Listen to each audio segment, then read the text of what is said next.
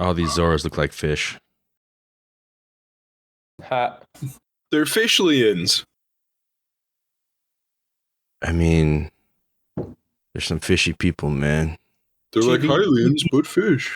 Chibi chibi check check, chibi chibi check, choop chop, chevy chook chock chase. Honk honk wonk honk. I'm trying to get Breath of the Wild to run on my Steam Deck, actually.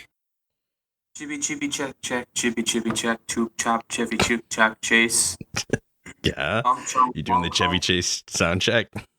Yep, I'm doing Chevy Chase sound check. Let's go.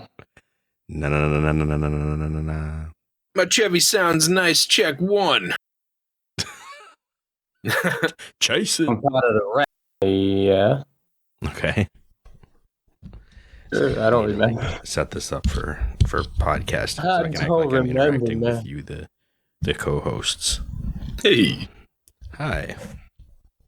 I'm a Kahast.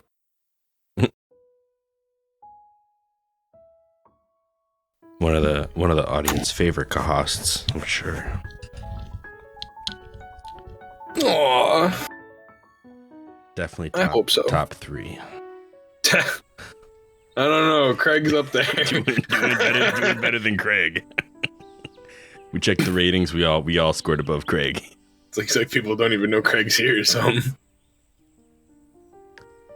Oh my goodness. Actually, I think the podcast might be in the running.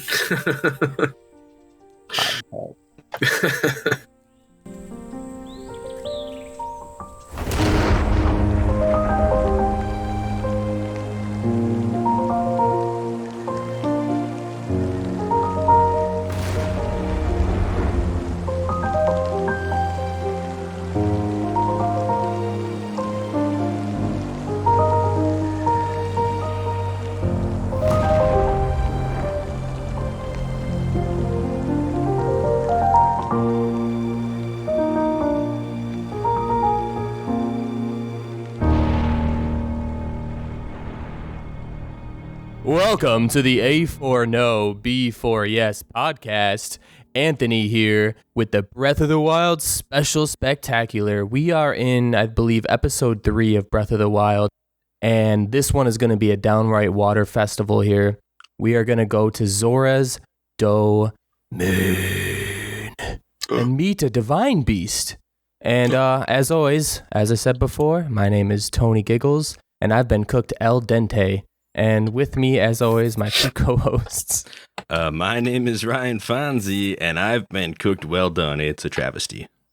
And I'm Cameron Hagee, and I'm a broken man. Broken man. Snap my humerus into 3 pieces. Oh. It's not very humorous at all. I've made that joke so many times. Are you gonna be able to banter with us tonight? Yeah. Oh, okay, great. You still got you got a spare humorous, basically. That's what I'm hearing. Yeah, he's got another humor bone. Got it back. Ready to go. Raring to pump it out. Pump it with your spare cam. There you go. Louder. Pump it with your spit. All right, So yeah, I'm done. All right, great. So welcome to Zora's Domain. Yeah. So last episode we covered Hateno, the village of Hateno, and now we're gonna travel across the entire map. Just about. I mean, save for the Akala Or so region. we think. It's pretty much just opposite direction from Kakariko. We did not plan our season based on geography. I will say that we had specific chapters in mind, and this is probably just a far trip if you don't use fast travel. That's a good thing that we can turn into strands of blue light that's never explained and teleport across the map and rematerialize wherever we want. That there's a blue place. Yeah, pretty much. But yeah, this episode we are heading to the domain of the Zora.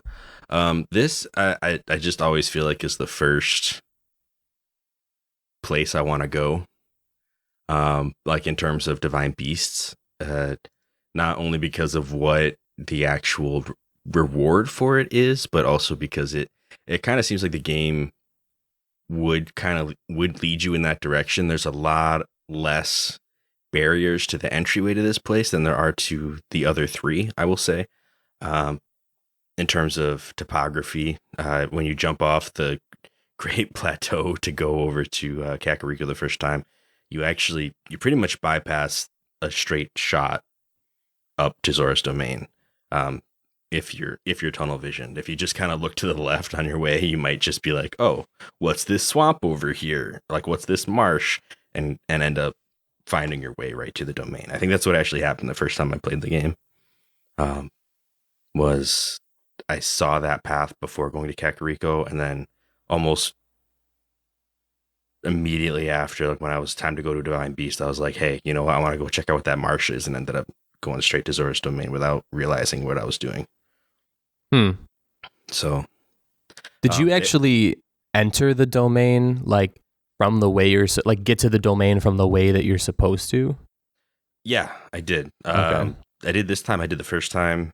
The thing is, like, they put a lot of Zora NPCs around the base of this big, I don't even know what you would call it, a canyon. Not really a canyon. I mean, it's a big cut path. Like, there's a big like a windy canyon. Yeah, the Zora's River has cut itself a canyon, I guess, from the domain down to Hyrule proper, and they actually position NPCs who are looking for a Hylian, in hopes that it might be a strong Hylian who can help with a problem that the Zora are having.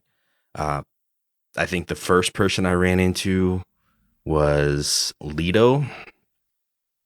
He's just kind of swimming around. There's also there's a tower that way.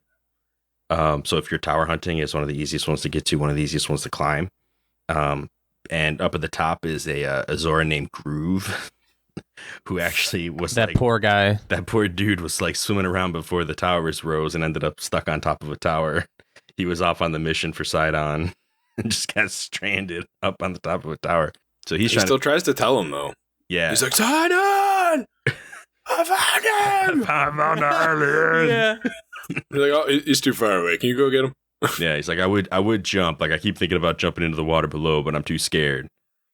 Now, I don't know about you guys, but I did the mapping of how far away, because I was curious, because I know what happens later, but he would have had to make a at least 14-foot jump to make it into the water. Oh, horizontally. Like, okay. So, yeah, just keep that in mind. Is that long? A horizontal 14-foot jump at least, 10 to 14. Yeah, but he's got like a couple 100 feet down to get that far. Yeah. Hopefully. Yeah. So you gotta get enough horizontal momentum so that the parabola works out. Yeah. I don't know the math, but it still sounds like it might be dangerous. Get a running start, my guy. Man. Yeah, so this was actually the first time that I ever entered this way. Fun fact. What'd you do the first time? The first time, Zora's Domain was actually the last dungeon that I did. I went I went clockwise for the dungeons. So I actually came in off the back of a certain structure that we'll get to later. Okay. Like the top of a certain structure. I came in off a mountain. So it was really, I never knew there was Zoras just, along this whole trip. So yeah, it was the first time I ever did that. It was fun. Yeah. One thing I should probably get to before we go up Zora's River and meet Sidon for the first time, is Fonzie's Farms. He's about to drop the spot for more items to get through and beat the plot. So you better listen to his words, cause he's about to tell you where to get the herbs. It's Fonzie's Farms. Yeah. So before you get to the river, there's like this big if you go the regular way, I should say, unlike the story of coming off of this particular structure. If you go through the marsh, don't fight the Hinox. There's like this big wooden structure with a bunch of fish bones It's like a big enemy camp right outside Zora's River. Before you actually get to that, like if you're coming north from the marsh, before you get onto that structure, slightly to the left, there's a big bank. I know it's kind of vague sounding, but this is like there's actually a shrine over in a little pond area over there, and there's like the water all connects. But so if you actually look at Murkay Island, just like to the northeast of that, so right where those structures like start over at Bonet Pond, it's like north of that. There's a little path that goes right along, and it'll lead you towards Zora River. So if you go up to Shea Rata Shrine, that's where I think I met Leto the first time, and make your way down that path. Right on that little bank, that little shoreline right there, it's a wonderful place to catch yourself a bounty of bright-eyed crabs. There is they just spawn there. You can just run up and down that shoreline and just grab a bunch of bright-eyed crabs, which are great for making extra stamina food that gives you bonus stamina. So one of my favorite spots. There's one other farm later on, but it's up the river, so I'll wait before we get there. Huh. That actually leads me into cooking with Anthony.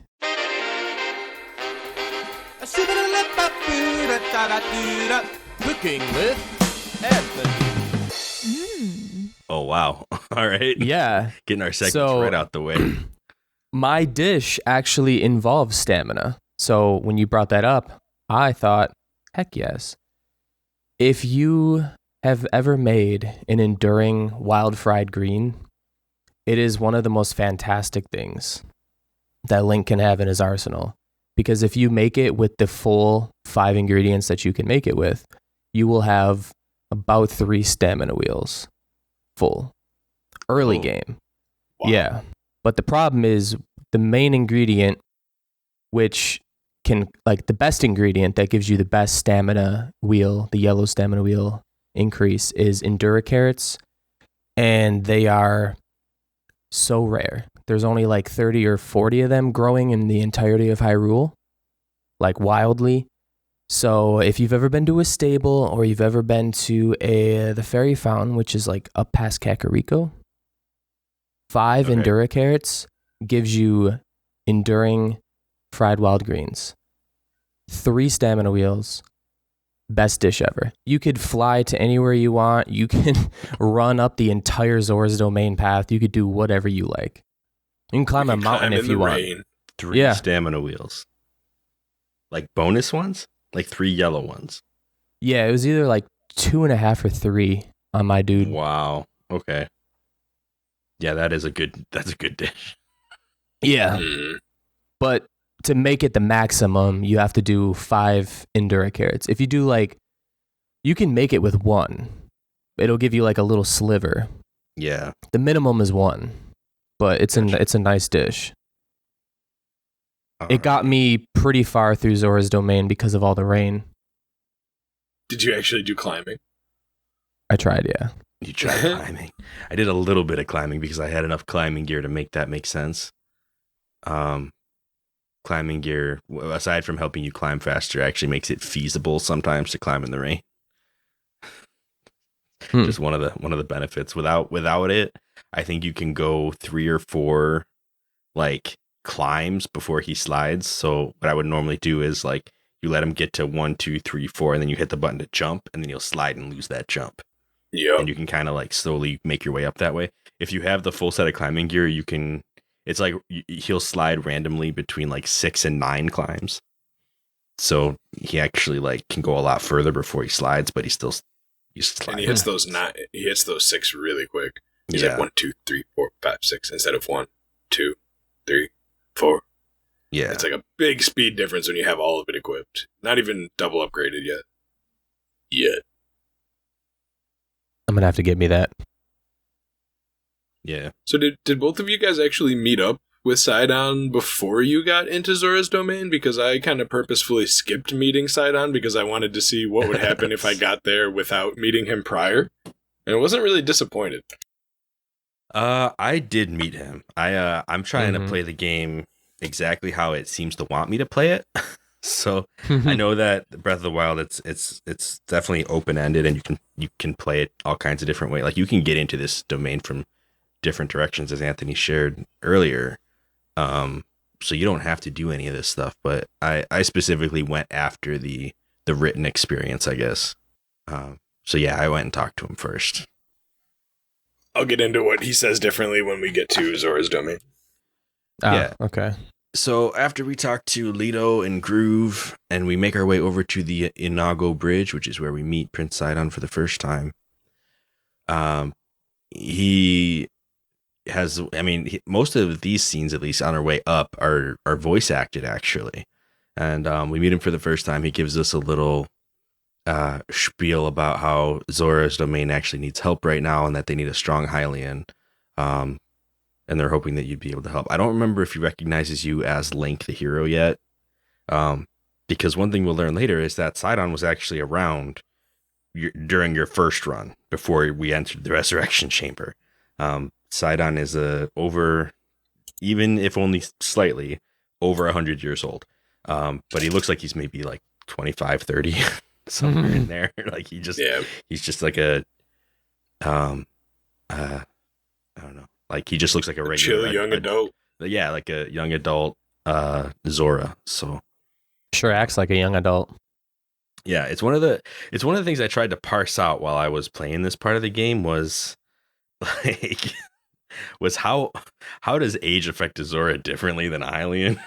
Because we're gonna find out when we get to the domain, and this is a little bit ahead of myself here. People know who you are and people remember you. So I can't remember if Sidon is one of those people, but he definitely enlists your help and tells you like he just needs you to climb up the way. It's going to be a little bit tricky because you can't just swim like a Zora. You're gonna have to use the path.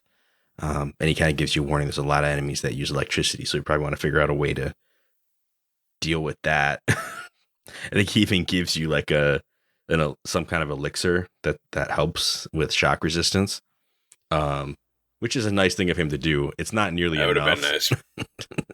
It's like he gives you something that it gives you like maybe 3.5 minutes or something worth of shock resistance, and it takes way longer than that to make this path.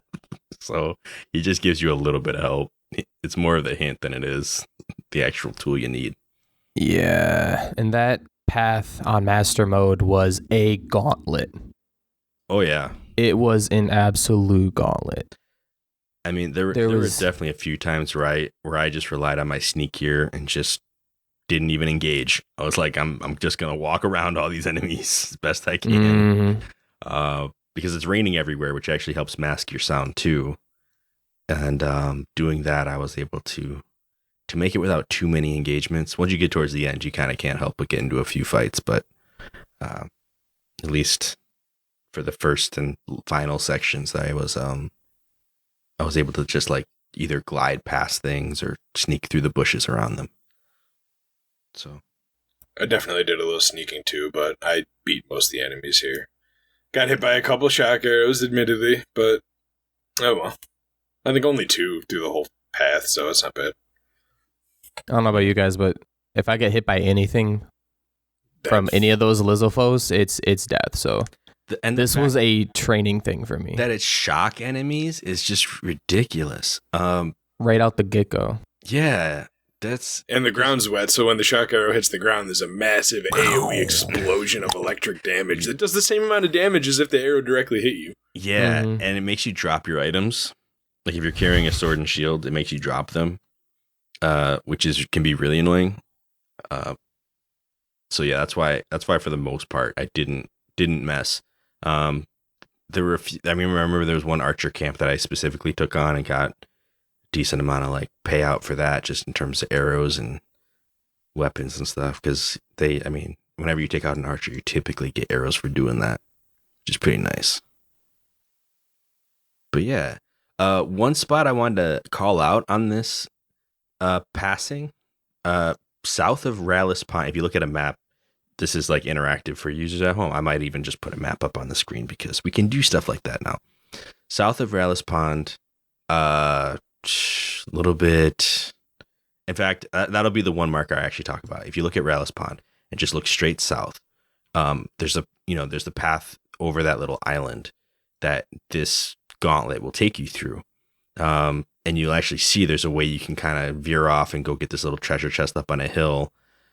Between that treasure chest, or like to the right of that treasure chest, I should say, there's a little pond there. And it's not a named pond.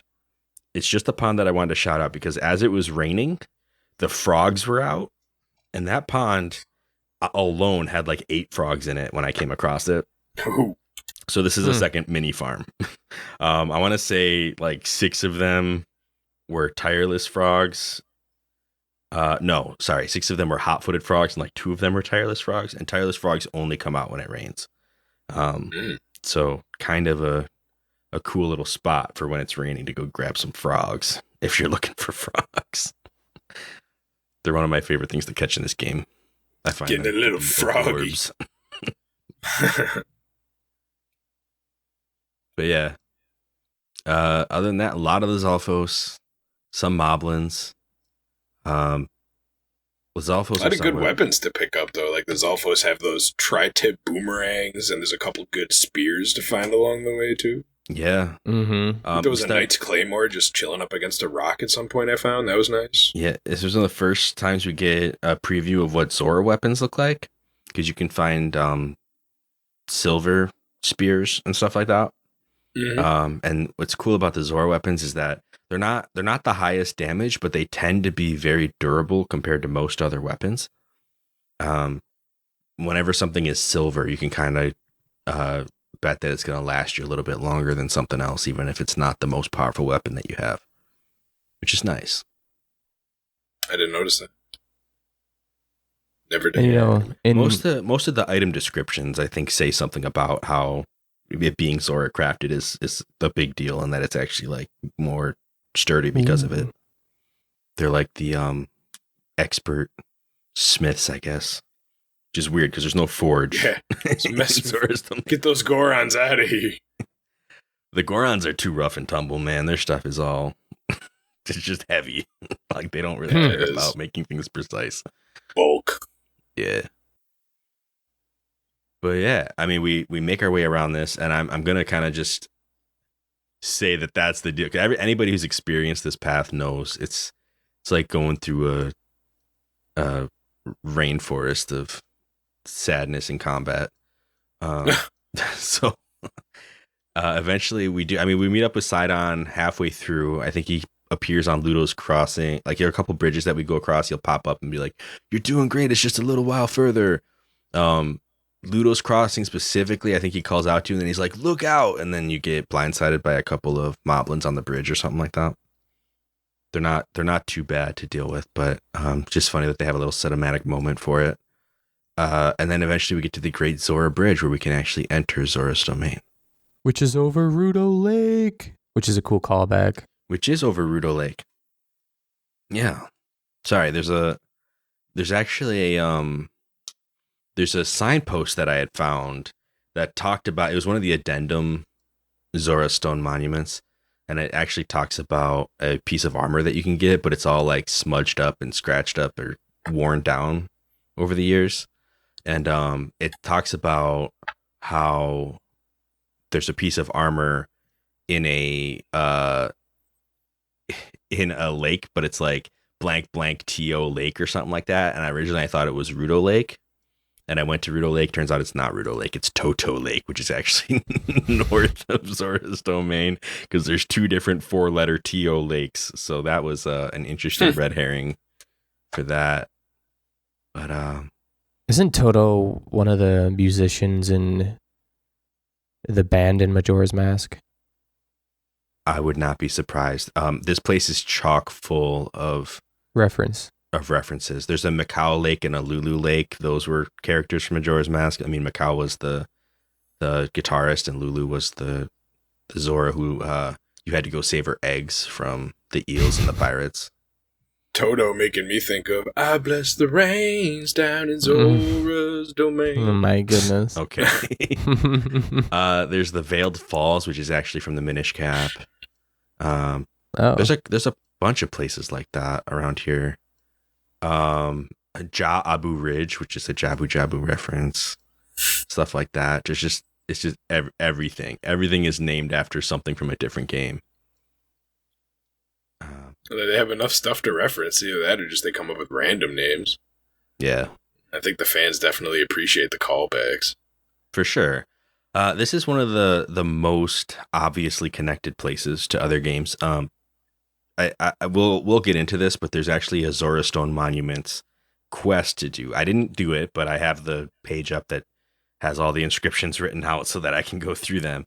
But just as an example, like that, one of those monuments actually calls out Princess Ruto from Ocarina of Time and talks about who she was and why she was important. And how the divine beast in this area is actually named after Princess Ruto. Just straight up says that. So like anybody who's played this game and has played previous Zelda games will recognize that when they see Vah Ruta and, you know, all the other names of the guardians. They're all named after sages. But yeah, this one, the game specifically just outright says, oh yeah, this is based on Princess Ruto of the Zora. One thing that I will say about even as you first enter Zora's domain, I remember when we played Ocarina of Time, we mentioned how the Zoras are kind of like the elves of the Legend of Zelda series. This game leans hard into that, like really hard into that. Like the whole place is it's just wildly ornate. Like the whole thing is. There's actually one of the stone monuments talks about how this place was sculpted from a single piece of like ore or something. Like there's whatever this marble material is that we're on, it was all one piece, and they sculpted an entire city out of it, basically. All of the people here live for hundreds of years, and they all seem to have like a much deeper connection with wider spans of history, and seem to be more concerned with like big picture kind of decisions. Like they don't make decisions for the moment. They make decisions for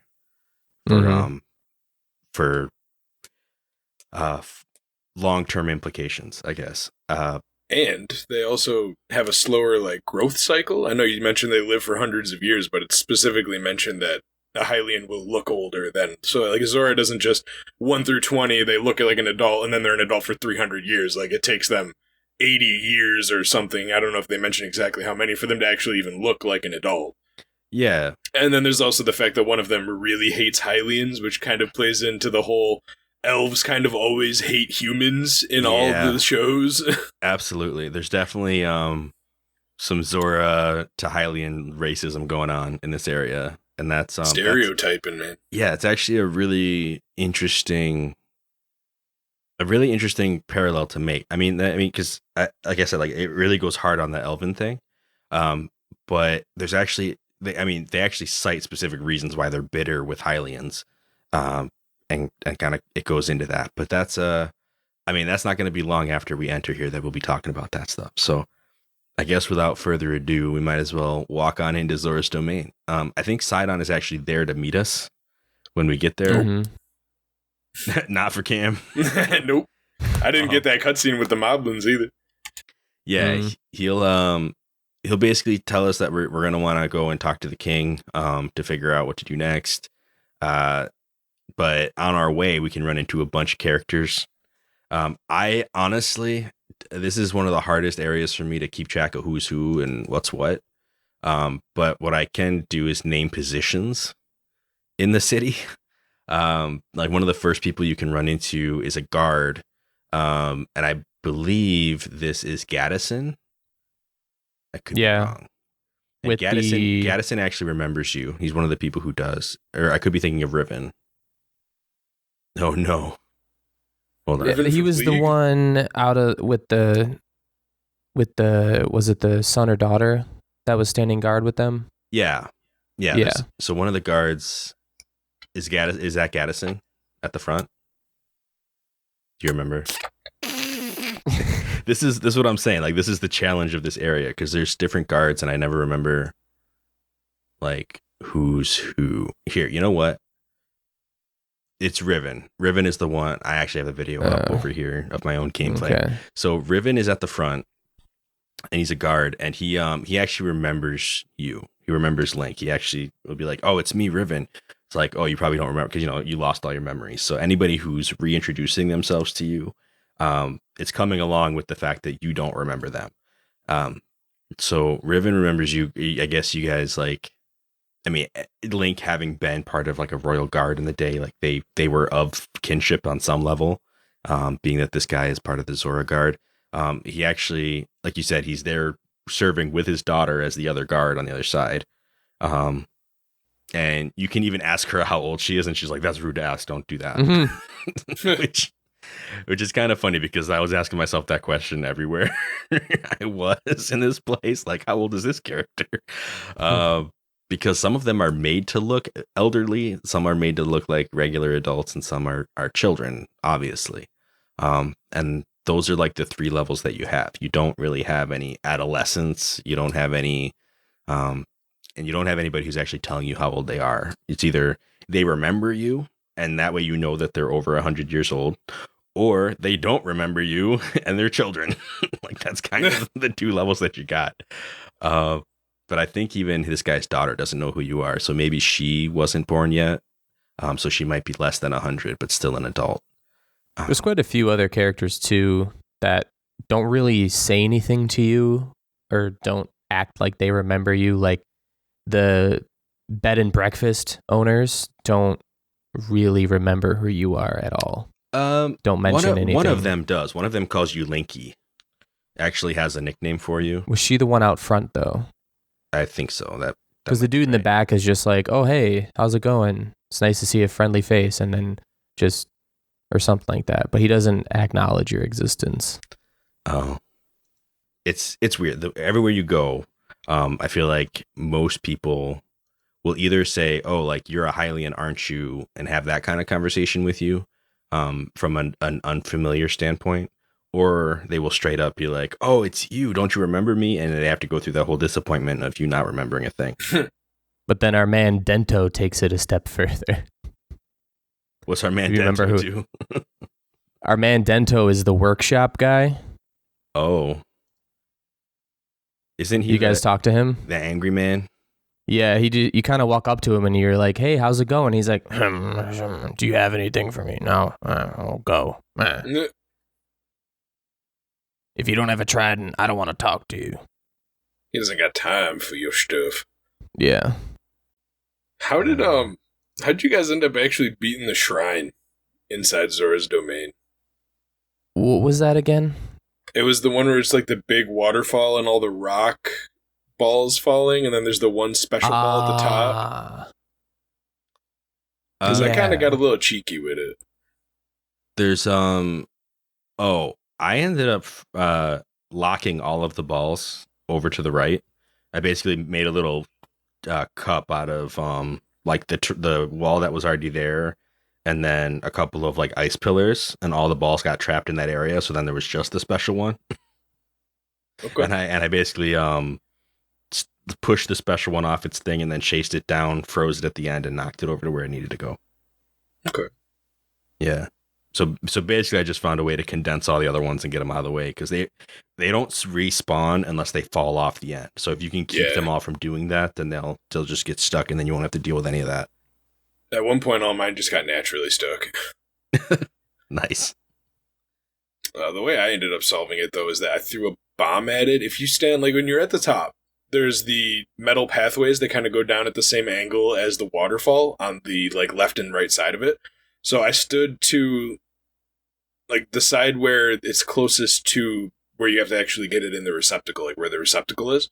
I used a bomb to blow it all the way over there on top of that metal cage still, and then rolled it all the way down that, which then like went over the little gap and then landed on top of the fence that's supposed to, I think, maybe prevent you from doing this. And it kind of rolled over that fence, and then I just knocked it in gently from the other side. So I just totally avoided the entire waterfall part of it and took the outside like scaffolding and used that to get it in. Nice. Did you get your video back up? I did.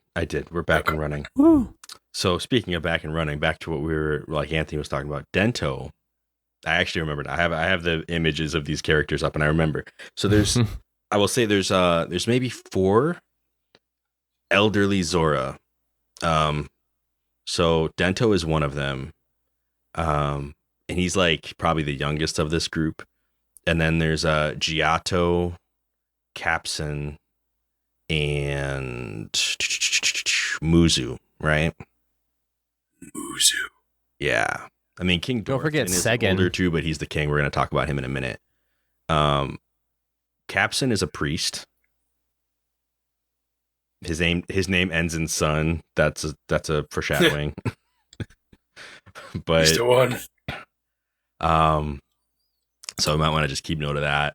But he actually is of the group is the most forgiving. Like he's like he literally has this moment of like it's really hard for me to be hospitable with you right now. Like he just is straightforward with it. He's like, honestly, like I have this resentment towards you, but at the same time, I'm not called to live that way. So I'm gonna go ahead and just try to forgive you, and we're gonna be okay. but I just gotta let you know, like I'm really upset about what happened 100 years ago, and I have not fully figured out how to deal with those emotions yet. So he's one of the coolest conversations that you can have. Like honestly, that I was like, wow, that's kind of deep for a Zelda game. I don't know if that makes sense, but or is that kind of sad for the Zora? It's been 100 years and my man can't get past this emotional struggle. I mean, how long are you gonna take, my guy? I know. Well, I mean, at least he's honest about it and like, yeah, that's true. Is trying to like deal with it. Whereas he's aware of it, which is the first step. Yeah. Whereas these other guys, I mean, Dento thinks he's gonna go save Zora's domain on his own. He's the douche. He's trying to pick up one shock arrow, trying to like. No, that's Segan. That's Segan. Segan is the shock arrow guy. Oh yeah. So what is Dento's in the shop, right?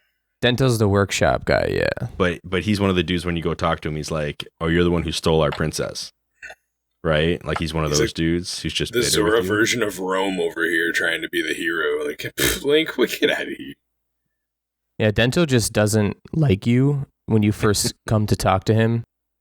Okay. He is an older Zoro. He blames Link for stealing Mipha away. Right. And then he's like, if you don't have any tridents, don't talk to me again. It's like, if you're not here for business, then you're not here. Just go away. All right. But that's an attitude shared by a bunch of them. I think that's Giotto's attitude too. It's like, I hate you, but is that a trident? Giotto's a dude who actually lost the trident off the edge. Right? I'm thinking of Trello. Oh, there's 5. There's 5 old Zora who hate Link. Oh, jeez. Giotto, okay, to be fair, Giotto and Trello are the same color and have like the same back problems. So in my defense, the designs of these 2 characters are wildly similar. But Trello is currently like he lost the trident off the edge of this Zora's domain, but at the same time he despises Link too much to talk to him about it. And he's like, "Oh, isn't it the Hylian who stole our princess? Blah blah blah. Like what are you even doing here? You need to, basically all these Zora are just so bitter with get him out of here over what happened. And the thing is, you still don't remember exactly what happened yet. My goodness, who was Giotto? Let's see. I have a lovely wiki pulled up, so I can actually just look stuff up when I don't know. Segan, though, is my personal favorite of all of them. Giotto is the dude who actually gives you the Zora Stone Monument quest. He's a researcher. So he's in the back of the domain, and he is like reading one of the damaged monuments. And the first time you talk to him, he doesn't recognize you, but then he's like, "Oh, you're Link," and then he gets angry and gets mad about Hylian stealing Princess Mipha, like the rest of them too. So there's a lot of Link resentment in this place.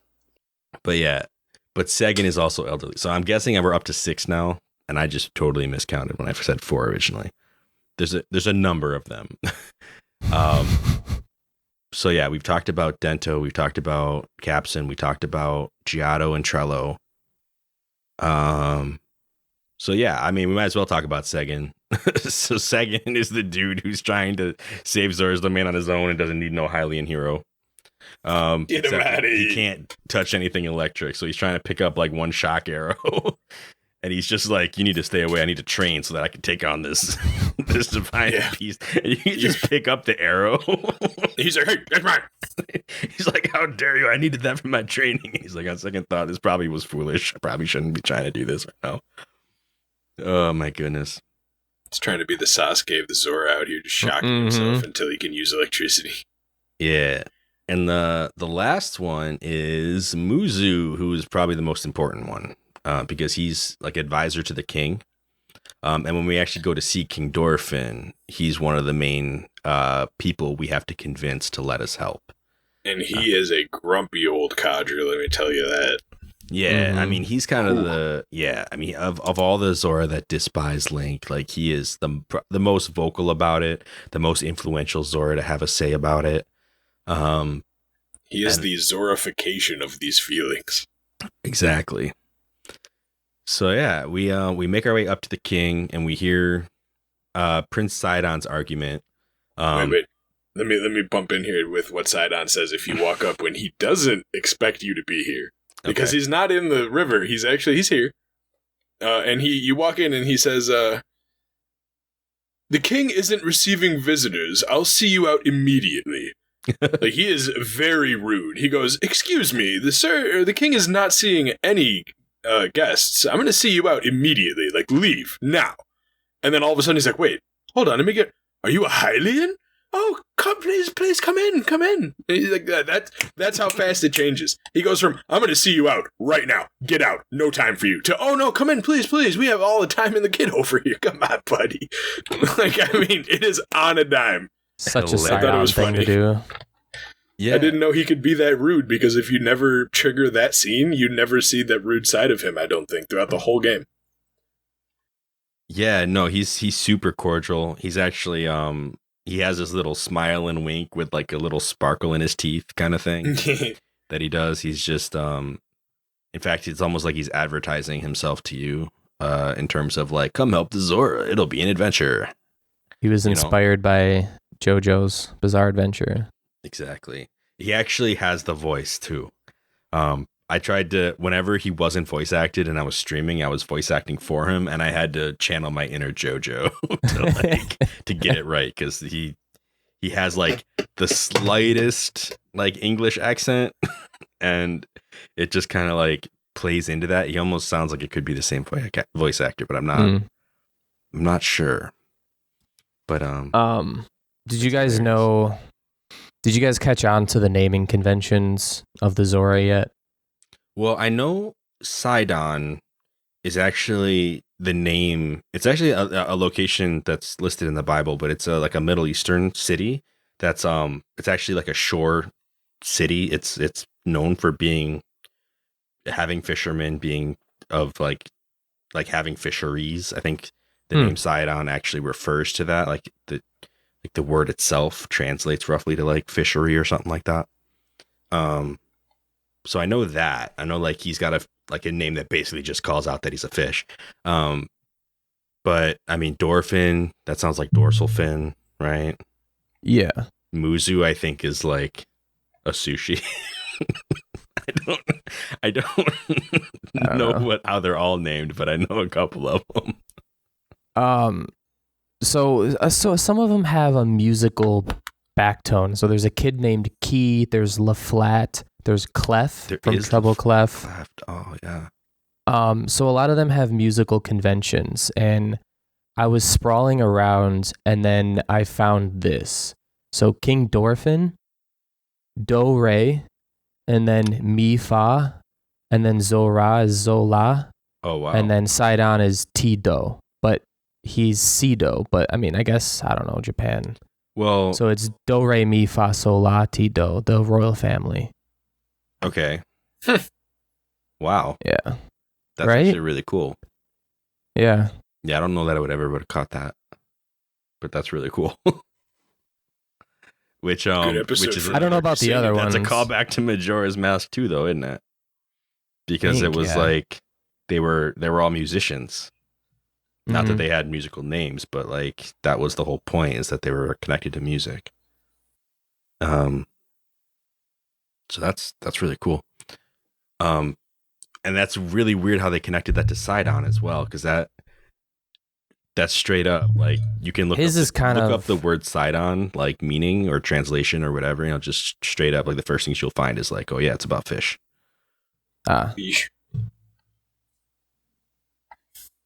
And Dorfin sound, like I said, like it sounds like dorsal. All right, so they did some lexamancy here, like they just did some like wordsmithing for real. Yeah, for sure.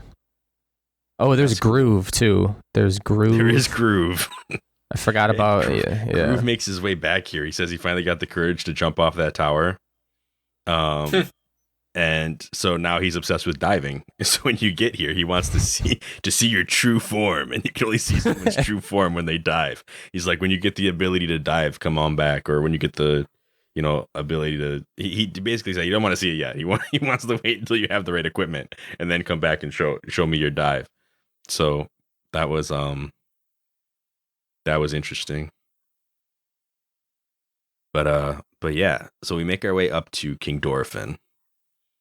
And if we did talk to Prince Sidon on our way here, he basically, you come up and he's like, oh, you must be the Hylian that Prince Sidon brought here. Like he straight up like recognizes you as a Hylian. And then he realizes who you are after that. And he's like, oh, it's you, Link, basically so many memories. And of course you have no memories. So, you know, of course, go back through that disappointment again. Talks about not how gonna be the last time either. Right. And then it's not long into this conversation that Muzu cuts in and basically blames the Hylians for ruining Hyrule. Sure, how could you go and ask help of these Hylians when they are the ones that reawakened the machines that Ganon took and destroyed the place with and killed Mipha? Exactly. How could you forgive him and ask for his help? I don't understand, my lord. Yeah, that's... And Link's just like... Come on, man. Come on, I'm here to help, man. I don't even remember who you are. Come on. And unfortunately, you don't even remember Mipha.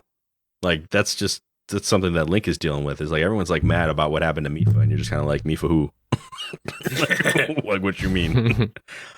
And yeah, so since all this happened back in the day, the Divine Beast has gone wild, and they've just had relentless rain. Which is one of those things where, according to the monuments, Zora's Domain used to have one major rainstorm like every 100 years or something, or every 10 years. Every 10 years, they would get this crazy rainstorm that would flood the entire area. And so they built this East Reservoir Lake to catch all that flood water so that they wouldn't just like destroy the domain every 10 years. And now, instead of that, and then, like, ironically, they put the Divine Beast in that reservoir. And now that Divine Beast is just constantly spraying water that will just infinitely spray, because that's something the Divine Beast can do, is just generate water. And they're all at risk of having another major flood. Yeah. At first they say, we don't really think it's a problem because water and air are the same to us. But... in a few more weeks or so, the entire thing might just burst and everybody downriver is going to die. Yeah, like we could get washed downriver, the water's going to go down, destroy most of Hyrule. Like this, just the whole world's going to get flooded if this doesn't stop. It's like, oh, cool story. So, yeah, they're trying to figure out a plan to stop this before it all happens. And Sidon's idea is, let's get a Hylian. This thing has electricity powers, which for a Zora is pretty deadly, even though we swim in the same water as electric Lizalfos like all the time. We can't get close to it because we can't deal with that. But a Hylian is apparently more shock resistant. I don't know. Pretty much. There's a really funny spot in this where if you go to the shop, you can run into this Goron who made his way up Zora's River. But then when he finally got there, Sidon was finally like, wait a minute, you're way too heavy. Like you won't work for this next part of the plan. Like he is 100% shock resistant, but also impractical to use in this setting. So, I thought that was humorous. And if he ever fell into that water on accident, rest in peace, Goron. Sink to the bottom and that's it. Yeah, Gorons ain't made for the water. No. Unless it's a hot spring. Or it's thick water. Thick water. Thick water. You ever see thick water? It's a real thing. I have seen thick water, I know. I think the Goron would be fine. Goodness. All right. So King's about the plan. Sidon's about the plan. Muzu is not about the plan. And they decide before we do this plan, we got to get Muzu on board. I don't know why. But before that, the King gives you the piece that Mipha made for you, the Zora chess piece, and that's where Muzu finally goes overboard. It's like, King, I can't believe you would give our most sacred treasure that was made by Mipha herself for her one true love to this random Hylian that's come here to help us in our time of need, and we don't want it because we hate them, right?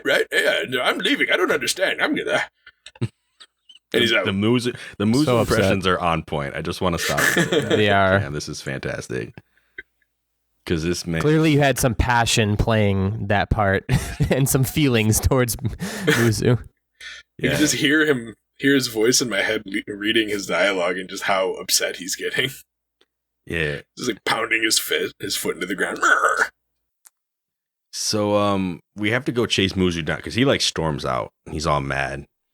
And so Sidon suggests that we go try to talk to him again.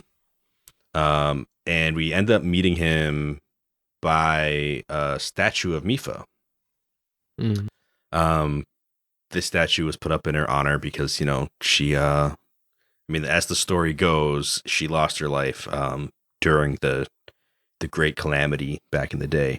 And it was all Link's fault. And it's all Link's fault, according to Most Zora. Yep, 100%. Because it seems like she wouldn't have joined the effort had it not been for the fact that Link was a part of it. But I think that's lore we don't even get in this part of the story. I don't think we get that part of the story until later. I think that's like DLC type content, which we'll get to eventually. But that it kind of explains that whole reason why they all blame Link for this, even though she was part of a team that included way more than just him. But so you go back and you can actually get a memory from the statue of Mipha. Do you guys remember that? It's memory? Where Link and Mipha are sitting on top of Ruta's the trunk, like the tip of the trunk, and she's like, remember, Link, when we were children and I would always be willing to heal you. Maybe once you're done fighting, we could spend some more time together. This is basically the gist of it. She's healing his wound, talking about how she always did, how she cares about him, and when he's done fighting, she wants to spend time with him again, like when they were kids. It was cute. So one of the things Mipha was known for was her incredible healing powers. I guess it was not uncommon for her to heal Hylian soldiers and Zora soldiers alike. Like anybody who was part of a war effort, part of a royal guard, anything, like if they were hurt, Mipha was like the most renowned healer. Such a caring soul. Yeah. So like that falls right into her character of like this is kind of who she was to Link too. I mean, she's more than a healer. I mean, as you'll see, the significance of the armor. Then this again comes from one of the stone monuments. There was this big story of the miracle of the white scale, and basically there was a king at war, and the only reason he was able to survive a situation is because someone near and dear to him gave him one of these armors, and it had a white scale on it, and it reflected light into his enemy's eyes and stunned them for a minute, so he was able to like get out of a situation that he otherwise would have died in. Really? Yeah. That's where the whole tradition came from? Light reflection? Yeah, but I mean, the white scale was part of, like, is the scale that came off of the Zora that gave it to him. So, like, it's like this big, meaningful connection thing. Super symbology. So now, white scale, like, isn't even part of the equation anymore. Now it's just, like, the tradition is that when a Zora is going to propose, right? Like they make a set of armor for the person that they're going to propose to. So this armor fits Link perfectly. And it's one of the things that's actually, it's the biggest piece of evidence that actually convinces Muzu that you didn't manipulate Mipha in any way to join this war effort. She went by choice because you two actually had a strong connection. And so like... It's a little funny though, isn't it? Like to give somebody battle armor. I care so much about you. I want you to be safe in combat. Like, I mean, whatever. It's just a little weird. Elven stuff, man. I don't have to tell you. Yeah, fair point. Elves are all about their training and archery and stuff, so this is just combat. Yeah. So that little piece of like, oh, he might actually be okay happens right before that memory that we talked about. So then after you remember Mipha, that's even better because then he's like, okay, well now you remember her, now you like understand, and looks like you got the armor and there's no denying it anymore. So then Muzu looks over at you and he's like, oh, where are you looking, staring off into nowhere? Oh, you just happen to remember right now? Yes, it's so good. I remember. I love that part. He's like, it couldn't have been a better time for you to remember that, huh? Mm-hmm. I don't think so. So then he suggests, okay, well, if you're going to do this mission, you're going to need some shock arrows. And I can tell you the best place to get shock arrows, it's you got to go fight a Lionel up on a cliff. So, I mean, there might be a little bit of go prove yourself-ism going on here with Muzu. But at the same time, you get sent. I mean, this is an optional mission. If you have the shock arrows already, you don't even got to worry about it. But I did it. One tip I'll give is if you're gonna go up on this cliff and either sneak around and try to get these shock arrows, or if you're going to fight the Lionel, or if you're going to whatever, like it's just you have to climb a mountain kind of to the northeast of Zora's domain. Shatterback Point, right? Something like that. Mm-hmm. The tip I'll give is take a picture before you fight it. If you're gonna fight it, even if you're not gonna fight it, get a picture. It'll score you another piece of Zora armor if you do, because there isn't a side quest that you can get in this place after all of this other stuff we're talking about is said and done, where somebody wants you to go get a picture of a red mane Lionel, and the one up on the cliff just happens to be a red mane Lionel.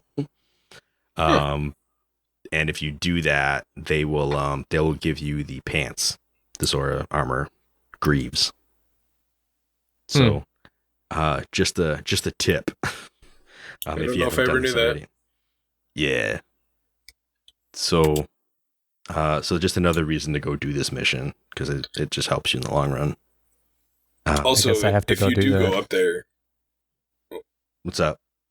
I say, if you do go up there to fight the Lionel, you get in like the perfect position to jump off the top of that cliff and get right down to where Sidon's waiting for you to start the event. Puts you in a perfect spot. There's like a jump at your own risk sign or something like that. And they might even want to be like, don't jump. There was some kind of story about somebody who was up there convincing people to jump off that for some reason. I don't remember all the details of that, but it was kind of reservoir jumping. Woo. Let's go.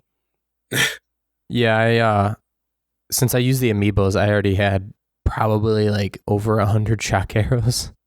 Yeah. So I got done talking to Muzu and Sidon, and then they were like, "Come back to us once you're done with the shock arrows." And so I immediately talked to them again, and Sidon's like, "Wow, Link, I'm so happy I found you. You're even better than I thought you were." And he gave you this seal of, and I was just dying. Yeah. Sidon's the best. So we meet back up with Sidon with our shock arrows. And which I think I had 59 by the time I got done taking all the ones off that Lionel. Gives you a lot. There you go. Yeah, no, you don't. I mean, it sounds like you didn't even have to do that then. No, I looked before I went up there. I had like 11 or 12. And then by the time I got done up there, getting all the ones off the trees and the Lionel, I had 59. I don't know how that many. I don't. It didn't seem like I got that many. Maybe the Lionel dropped like 10, and I got lucky or something. I didn't even realize. But yeah, because normally I mean he will drop a chunk. Like you'll drop like a set of arrows, like a shock arrows.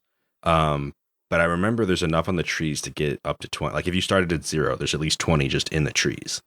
Yeah, and then there's a couple on the ground. There's a couple on rocks. Yeah. There's just a bunch. Yeah, like this dude's just been doing target practice on the terrain around him while he was bored up there. Pretty much. It's very convenient for you. And if you try to range fight him, in the battle, he will fire shock arrows at you. Oh yeah. Lionels are no joke. Like it's the worst thing to do. You want to not let him take his bow out. Yeah, it's one of the like I remember one of the first times I tried to fight a Lionel. The first time I ever played the game, I went over to the Pharaon region, and the first Lionel I found was up on a big plateau. Like I was climbing up a couple of cliff sides, and I came across the Hinox, and then one platform up from the Hinox was a Lionel. And it was the first time I saw a Lionel. I was like, all right, so I just went past one mini boss and found what it seems to be an even scarier mini boss. Because I didn't realize these things were all over the map, and this was like first time playing. Like I'm just remembering how this went. And so I engaged this Lionel like a fool. And one of the things, like it was just doing so much damage. I was like, you know what? I just need to like survey what is going on, how to do it. Like maybe I can get some distance here. So I climbed a tree. Not a good idea.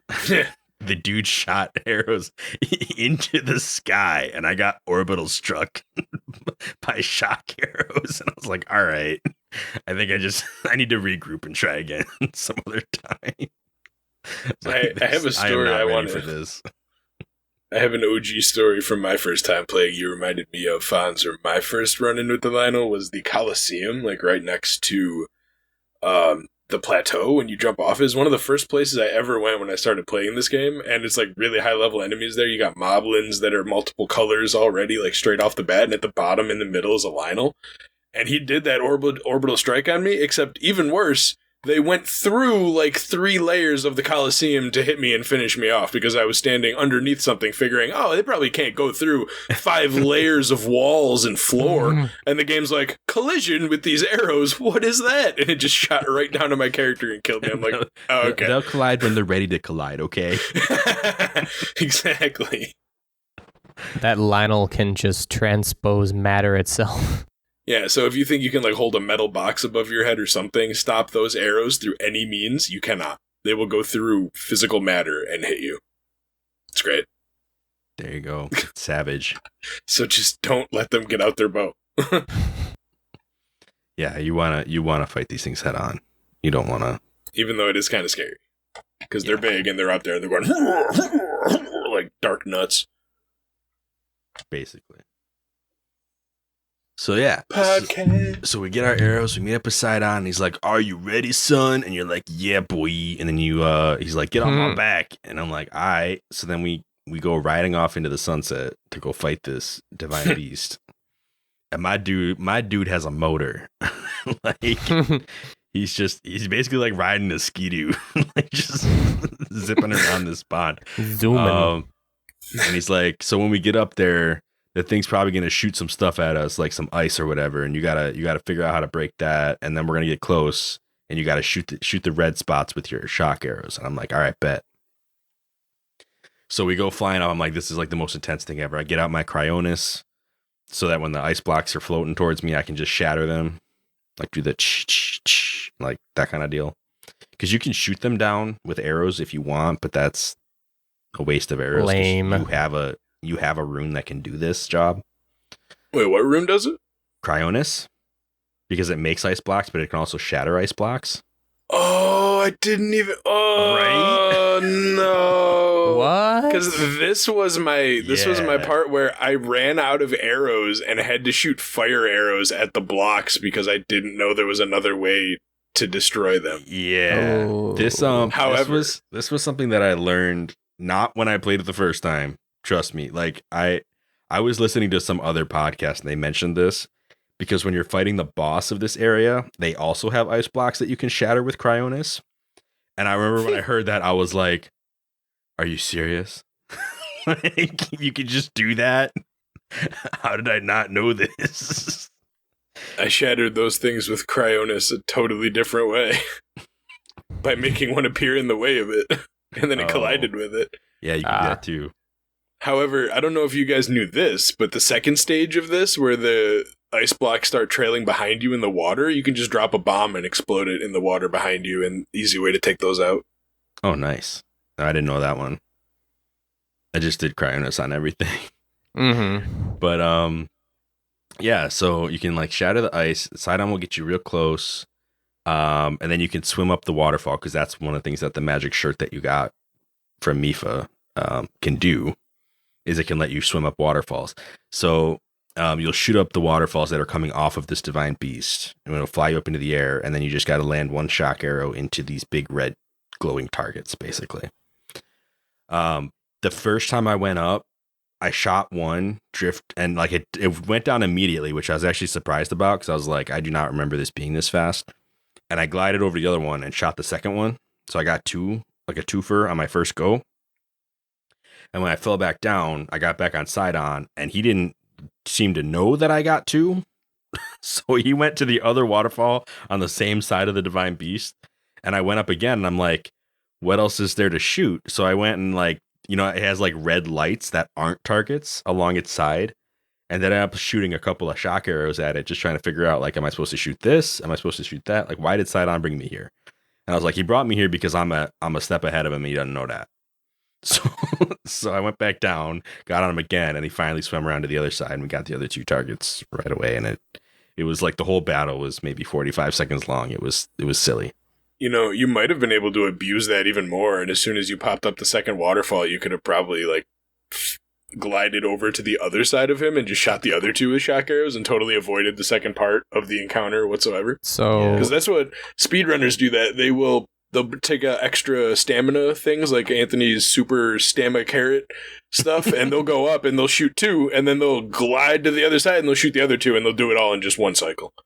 Yeah, so that's exactly what I tried to do. I cleared a side out. I still had good at aiming. I had half a side left, and I glided over to the other side. I shot the last, like the leftmost side, because it was farther away, and I knew that if I just turn, I'll be able to hit the one right here. But I guess I missed the one that was farther away, and I fell back down, and an ice block, like, basically Sidon comes to pick you up, and then as I was going, I guess the ice blocks, they were like confused or something, because I had gone to the other side. So I think they already got set up. So I got pelted with like 3 or 4 ice blocks before I could get to get to you. Yeah, before I could like get the stupid Cryonis out, and it was not fun. But yeah, it probably took around 45 seconds for the whole thing. Yeah. That energizing wild greens, man. For such a cool battle, it's actually kind of upsetting how fast it goes. Like, this is one of the most fun lead ups to a divine beast. And for it to be such a short encounter, like, I feel like they could have done so much more with this, but it is what it is. I mean, I wish there was like a mini game afterwards where you just get to like do like Sidon's arrow course or something, you know, like, it's like, it reminds me of like Sly Cooper, like the third one, Sly 3, where you would just get random mini games as part of the story, and then you'd never see them again afterwards. And it's like, oh, I really like that. It was a lot of fun. Like, why do we have to never see it again? But yeah, it's one of those things where it's like a once in a gameplay moment that you get. It probably is the funnest pre-Divine Beast thing, too, thinking about all of them. Yeah. I didn't mind Vah Naboris. Yeah, that's probably the second. That's the second. Yeah, I was going to say that's like the other good one. Yeah. And we're not going to talk about that salamander. No, that one's the worst by far. But yeah, we make it into the Divine Beast Vah Ruta. And the fun thing about Divine Beast Vah Ruta is that you can control its trunk when you get the map ability. You got to get the map first, though. I know. It's one room away. It is one room away. You got to do some little puzzles and do it. I don't want to do a walkthrough of it, if I'm being honest. Nah. There's 5 switches you got to get. There's a trunk aperture that you can move around.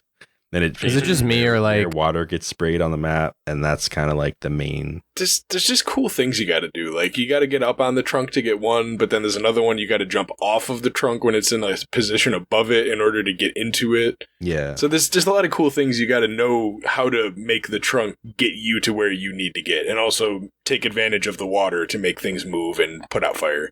It's really cool. I really like how they did this. This is like no other dungeon in any Zelda game with how you manually control a part of it. Yeah. To solve it. Right. Yeah, I mean, I like that. Yeah, as an introduction to Divine Beast, it's very good. Like I do like that like this is one of the most what's the word? Variable controlled Divine Beast. Like it has so many settings you can put it at. You can really play around with the trunk. Has like, I don't know what, like 8 different angles you can set it to. Yeah, probably 8 to 10. Yeah, and for certain puzzles you need to set it at a very specific angle or like catch the stream at a certain part in its motion. So there's a lot of cool mechanics just tied to it. Is it just me though? It is very cool. But did this dungeon just feel like it did not take that much time? I don't know if it's because we've done this once already, but going through the first time in this game, I remember being stuck here trying to find the angles of the trunk forever. And then I walked in here like I owned the place and it was my Divine Beast, and I was just coming home because I finished it in like 20 minutes. Yeah. No, it for sure is easier the second time. The first time I ever did this, I did not realize that I had control over the trunk. Yeah, it took me a while. So like I don't remember anything in the game specifically saying like it might have even said like go get the map and the controls or something like that. And then it was like, oh, you can use the map to find where all these switches are. And I'm like, okay, great. But if you don't see that there's like the map has like an instruction that you can like reset the trunk and do stuff while you're looking at the map. Like it took me a long time to realize I could do anything to this dungeon. So I was just kind of like running in circles trying to figure out like how do I get to this switch? Like what am I supposed to do? Why won't this thing turn? Why won't blah blah blah? And like eventually it was like, oh, there's a control here, and then everything kind of opened up, and it still took me a little while. This time I knew what to expect, so when I got in, it was just game over. Like it was very fast. From meeting Sidon to like beating the boss, I think took maybe 40 minutes. Like the whole thing was very fast. Yeah, I pretty much sped through too. I did miss one of there's a chest going around the big wheel that's got an eyeball kind of corrupting it. You got to blow off it. It's the one chest I decided to skip because I saw it, but I was also like, I just kind of want to get through this. And I think there's just a weapon in it. Yeah, you bring up a good detail. There's malice everywhere. Like this is definitely like a Sheikah tech thing. I mean, it's a Divine Beast. Like you kind of, it's reminiscent of shrines when you get inside. A lot of the same like brownish like it almost looks like some kind of ceramic, but it has lights in it and stuff like that. Yeah, like blue lights, tile flooring, stuff or like what that. should be blue lights. Yeah, and all around is this purple ooze, and every once in a while you'll see like an eyeball, or you'll even see a mouth that'll like spit out like Stalfos heads and stuff like that. Yeah, floating Stalfos heads. They come over to you and then just kind of and then attack you. Right. They like spit out like basically what would be called a bubble in a different game, except you can clearly see it's like bokoblins and moblin skeleton heads. You know, like with just like some dark energy around it, letting it float somehow. Yeah. One arrow takes it out. And so this is like supposed to be signifying like the corruption from Ganon. Like this is part of the calamity. So you know what I felt? This is malice taking over this Divine Beast. What'd you say, Ant?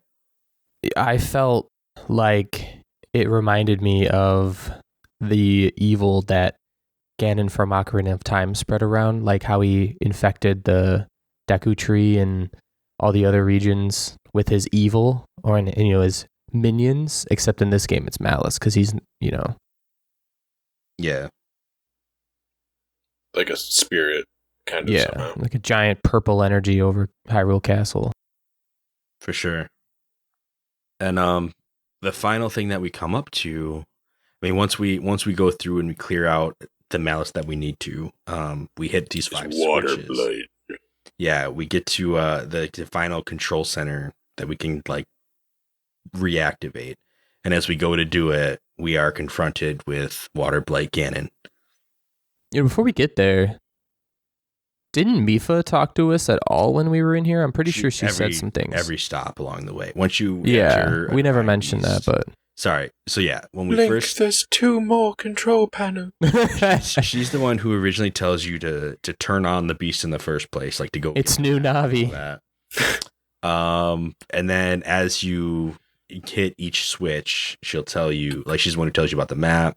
She's the one who tells you after every switch that there how many more switches there are to go and that you're doing great. Like, has some encouragement for you. Keep it up, Link. And then when you're done with those 5, there's the main switch at the end, and that main switch, ends up being where Water Blight Ganon is. I think she even says that this is like to be careful, and this is the beast that caused her demise. Felled her. Yeah, 100 years ago. So, yeah, we get into this fight, and the first phase is mad easy because we have a floor. Do a backflip. Do a backflip anywhere you want. Pick a spot in the room. You can backflip there. It's great. And it's a pretty straightforward fight. Like, I don't even know how to describe the guy. I mean, a big red-maned humanoid-ish figure, but without legs. It just kind of floats from the torso up, and has a big old spear axe thing that it likes to use. Did you guys know that Link can move faster than the speed of light?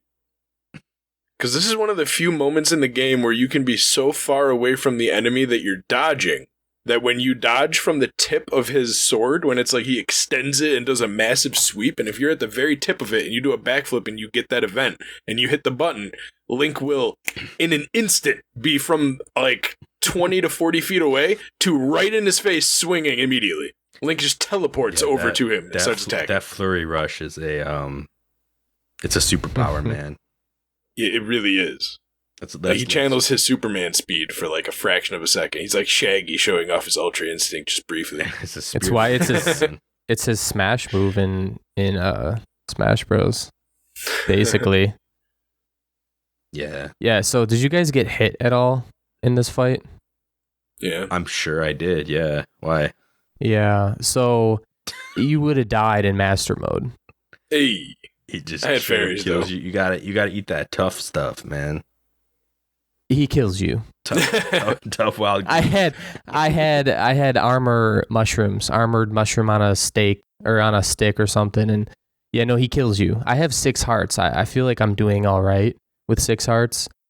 Yeah, no, even with the armor, he one-shots me. So I was even wearing Fierce Deity set, which doesn't really give you much defense, but yeah, no, he was brutal. I learned then and there how to dodge really well to beat him. You had to Dark Souls it. Yeah. I felt like Gohan in Dragon Ball Z Abridged. Just I probably died like 8 times, and by the end of it, I'm just mentally telling myself, dodge! Nice. But once we get him to about a third to a half health, somewhere in there. I think it's exactly half. Exactly half. All right, we trigger phase 2 because all bosses in modern video games have to have multiple phases. And phase 2, the room fills up with water, and you get 4 platforms. And everywhere else, you have to swim, which is why you want the Zora armor.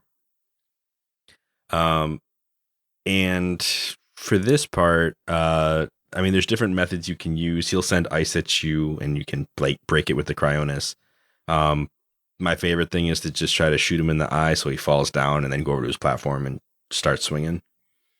But there are things you can, because I tried doing Flurry Rush because you can do it. A couple of his moves that he'll try to attack you with his spear from across the room, you can dodge and activate a Flurry Rush. But once you start crossing water with that, for some reason, Link would just get stuck and fall in the water. So that did not work for me that way. But yeah, and I got really go on. Okay, I got really unlucky for a few phases of that fight because every time I was knocking him in the eye, he would fall in the water. Oh, yeah. There was just nothing I could do. Just absolutely not. I just had to wait for him to get up and knock him back in the eye, and it was so annoying. It was the cause of many out deaths. Of like a knight's bow. Best way to damage him. I think my favorite strat, and I learned it from watching speedruns, is to just put Cryonis like next to a platform, hop onto it, climb it, jump off, just so you can activate bullet or arrow time or whatever it's called, and then you just shoot him in the eye 3 times while you're slow-mo falling from like 20 feet up. And you just rinse and repeat that with the strongest arrow you have, and you'll beat him in no time. Nice. Should try that. So we get our vengeance for Mipha. Vengeance. No, it's more like we basically cleanse the evil out of this divine beast, and basically, but we totally avenged her as well. Yeah, I mean we freed her from this area. Apparently, she was like trapped within this divine beast, in spirit form, I guess. Because after crazy Calamity Ganon can block the soul itself. Yeah, because after you're done defeating Calamity Ganon, she actually, like, her spirit appears to you, and decides, basically like thanks you for what you did, and I think she even has like a moment where she reminisces a little bit and looks at Zora's domain and has some questions about like, I hope my family's doing okay, that kind of thing. Yeah, she says, I wish I could see my father even just one more time. Was it like the last line she says? I felt kind of sad. I was like, oh. Yeah, right. So it's this very touching moment, and what you get is this ability called Mipha's Grace. Like, she basically says, okay, like I'm gonna roll with you, basically. Like I'm gonna lend you my healing abilities, the ones that you were used to seeing when I was alive, like that when I would heal the soldiers and heal you specifically. I'm possessing you now. So, well, in a way, I mean, here's the thing, like, this is the first of, spoilers, first of 4 of the champion. I mean, it's not a spoiler. We know there are 4 champions, but each one is going to highlight a different kind of relationship with Link. It kind of goes back to our Ocarina days of like each character has their own relationship and the implications of it. Mipha is, I'll throw it out there, spousal. I mean, she was going to propose to Link. Like, there's a implied like closeness between the two of them. And the concept here is that it's a healing kind of relationship. Like, Link can go to Mipha for healing. Yeah, I like that. It's a kind, caring, loving relationship. And basically what the ability does is when Link falls, she picks him back up with like a boost. Over and over again. Whenever he falls, she's there to pick him up. As long as it's been at least 10 minutes, okay? We're not to suck it crazy here. Right. There's a recharge on that. But yeah, I mean, that's kind of like that's the result of this this part of the game. I mean, like, you basically are restored to that relationship and get that same benefit.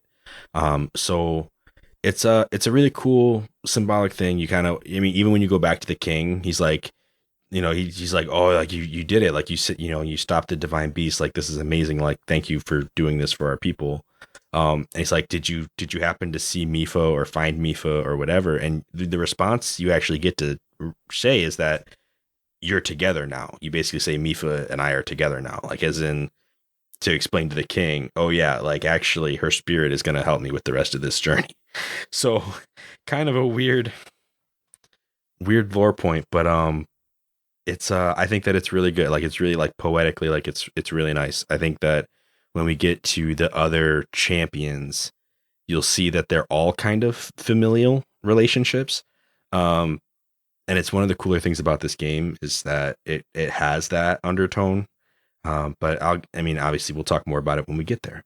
So this is the first one we get, and instead of like, I don't know, it's like the first member of like a found family that you had back in the day. And this is also the first time we get to see the divine beast once it's freed, kind of climb up to a high point and shoot its concentrated laser over at the castle to suck out some of Ganon's power to allow Link an easier time fighting it. Yeah, it's got like a targeting laser, right? I mean, that's what I always thought of it as, a big targeting laser. Purple targeting laser, yeah. Goes right over at the divine over at Hyrule Castle. Hyrule Castle. Yeah. And so it's like locked and loaded, man. à la font. gonna make some noise.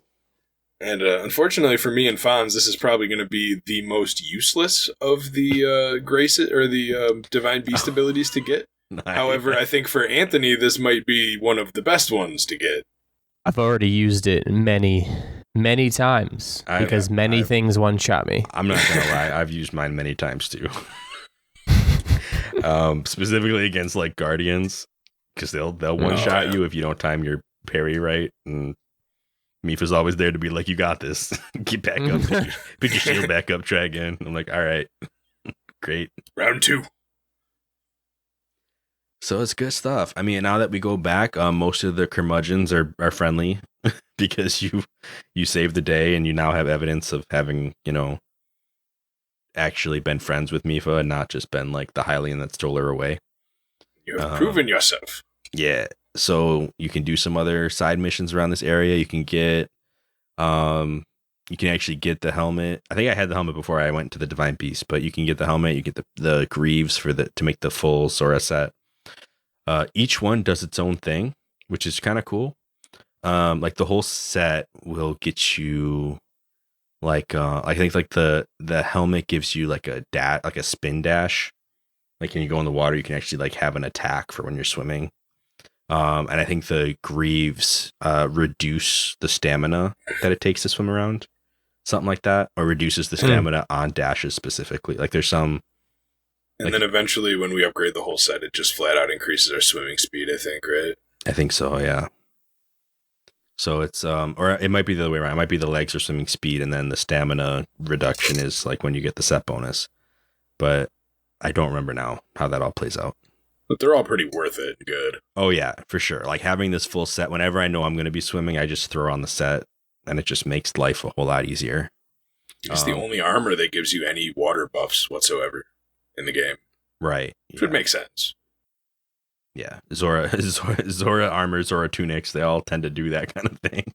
The flippers. The 500 rupee flippers.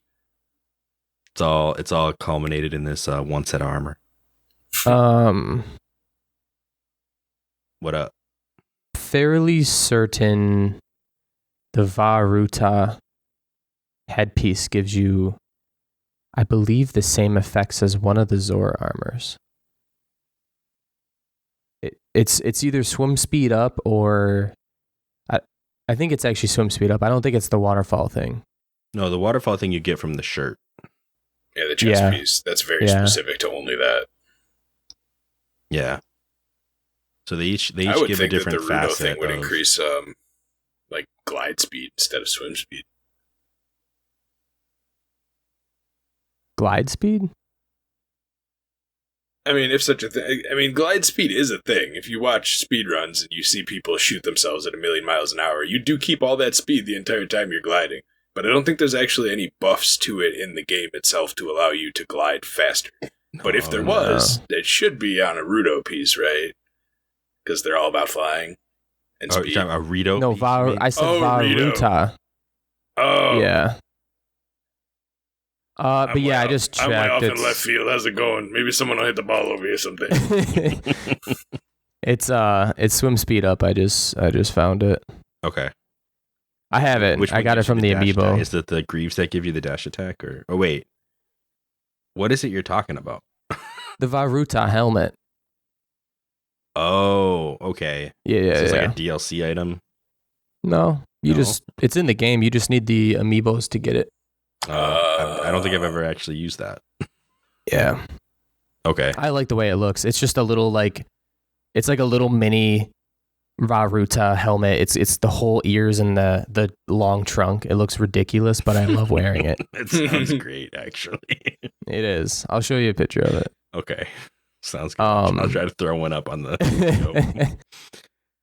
But you can also do the light scale trident too. You can get that. And repair it finally. Yeah, I think you just get it outright after this. Like if you talk to the king, I think he's one of his next gift is the light scale trident.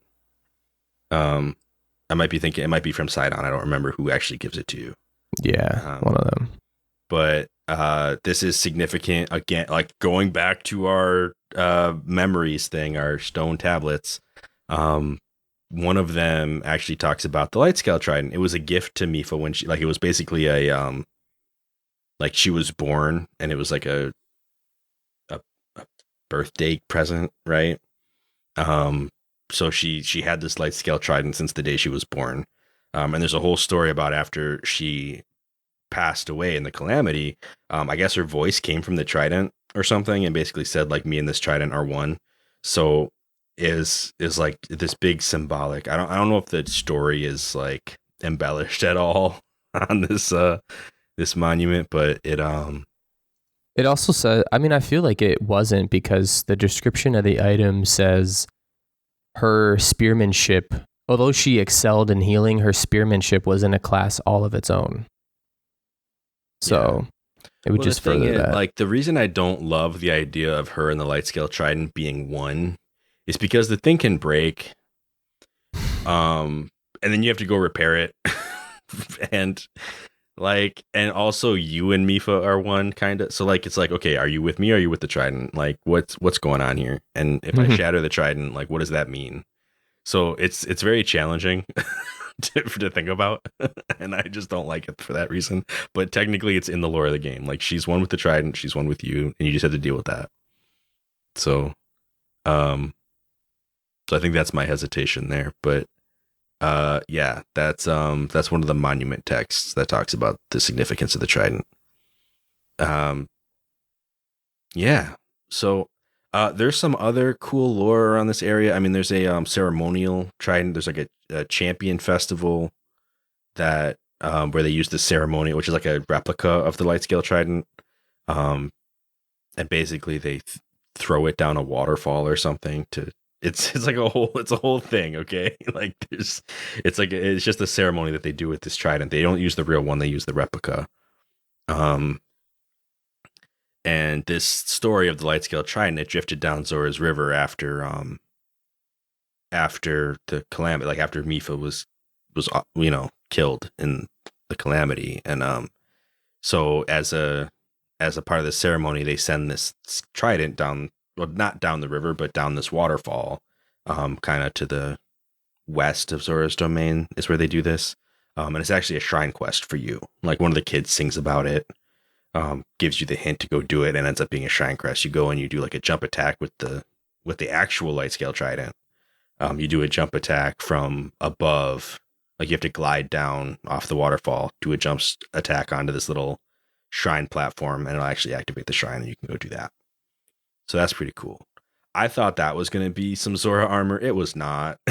It was you get like a gold rupee or something like that inside, and it's just a blessing shrine. So it's kind of cool.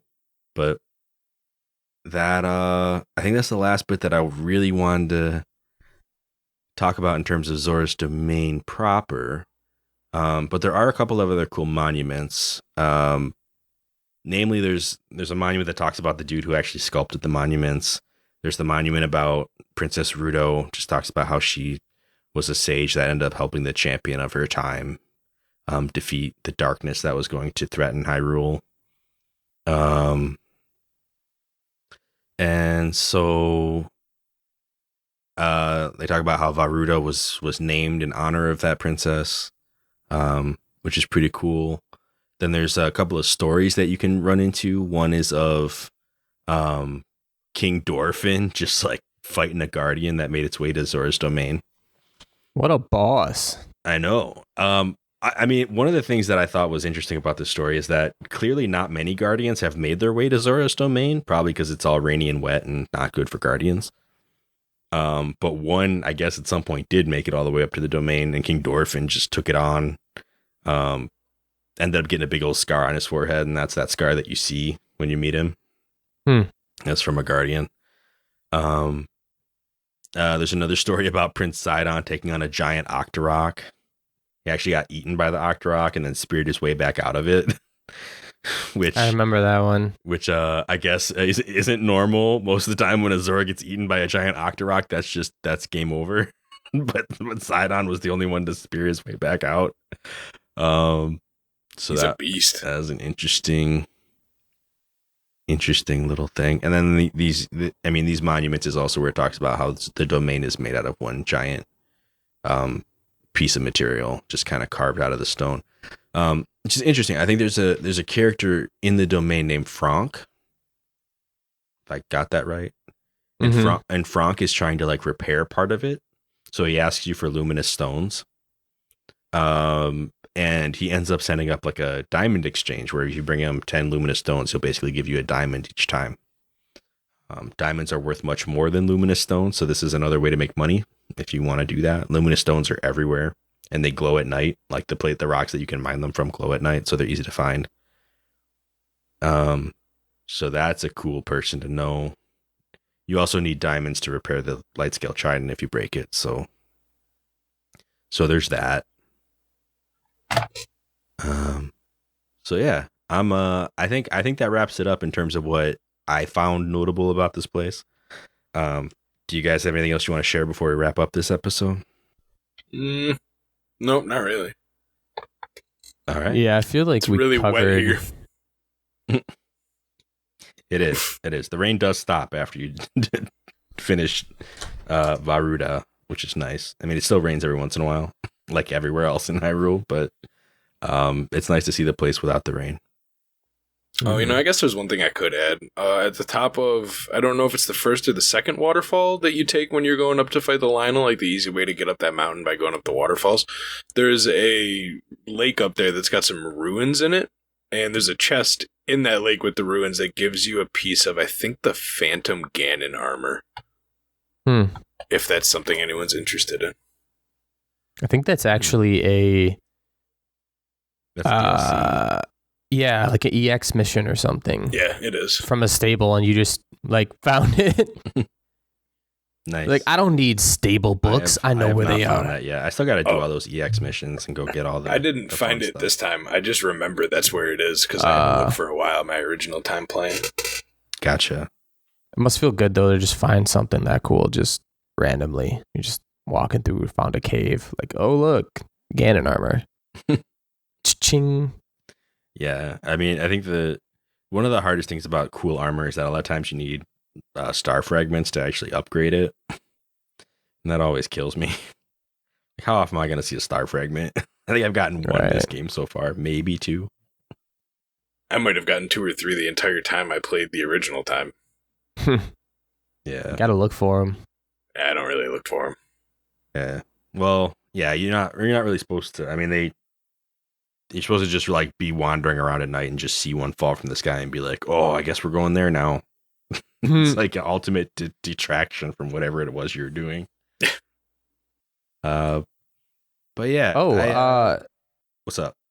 I mean, I don't know the exact pathing you guys took here. If you wanted to go, I mean, we're running on time, but we completely forgot to mention this. I don't know if you guys did this.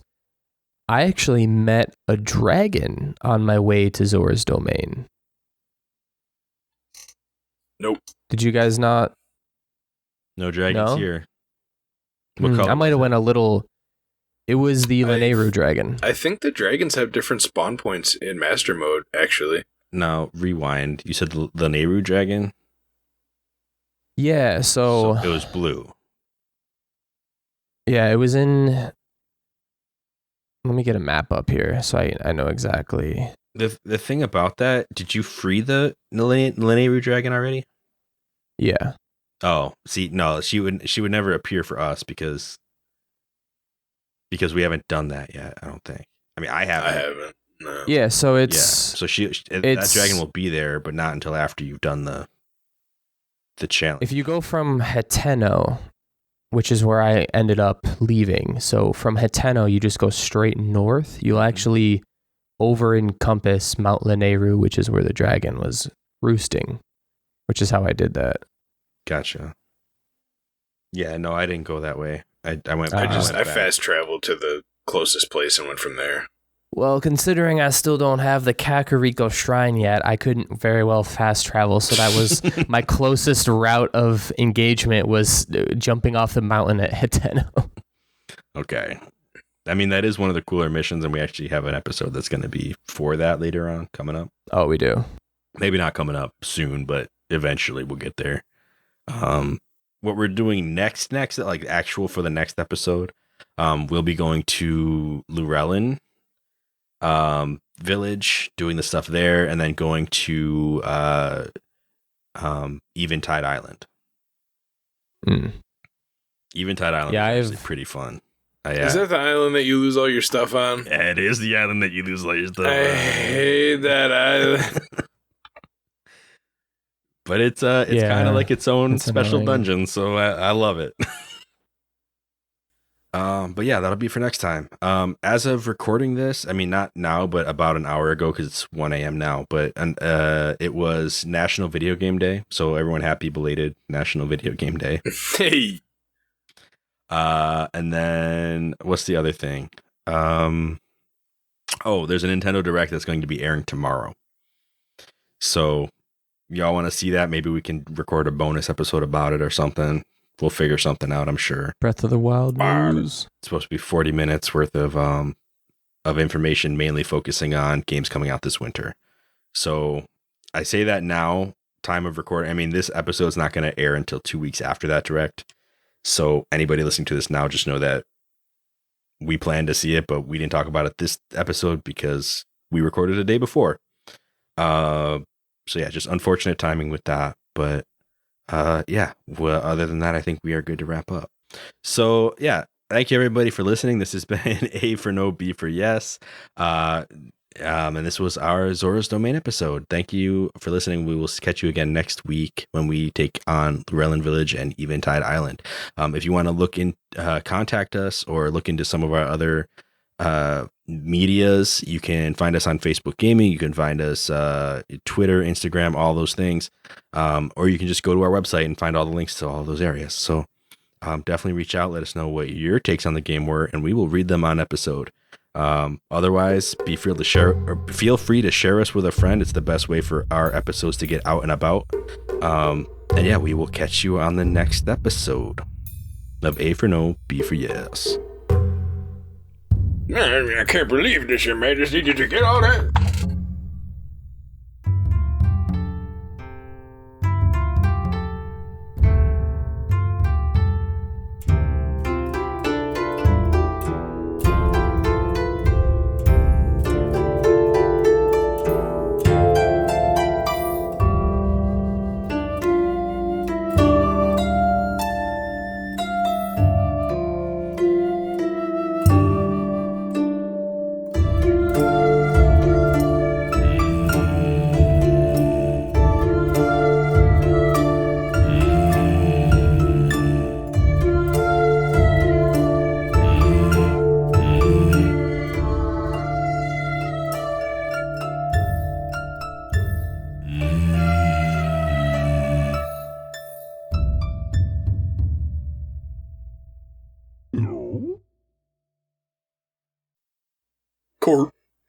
Court.